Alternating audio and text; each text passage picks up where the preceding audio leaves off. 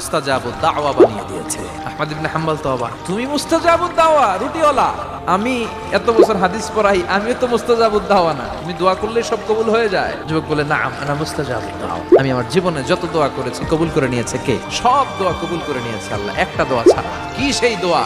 যুবক এবার বলতে শুরু করলো, আমার জীবনে যে দোয়াটা আল্লাহ কবুল করে নাই সেটা হচ্ছে আমি আল্লাহর কাছে অনেক চেয়েছি, অনেক দোয়া করেছি যে আল্লাহ, শুনেছি এই জামানার সবচেয়ে বড় মুহাদ্দিস, তার নাম নাকি ইমাম আহমদ ইবনে হাম্বল, আল্লাহ তোমার কাছে আমার চাওয়া আমি যেন এই ইমাম আহমদ ইবনে হাম্বলরে দেখে মরতে পারি। আহমদ ইবনে হাম্বল আবেগপ্রবণ হয়ে গেল, চোখের পানি ছেড়ে দিলেন, বললেন, যুবক তোমার এই দোয়াটাও কবুল হয়ে গিয়েছে, আহমদ ইবনে হাম্বল তোমার দরবারে ছুটে এসেছে। যুবক তো চোখের পানি ছেড়ে দেয়।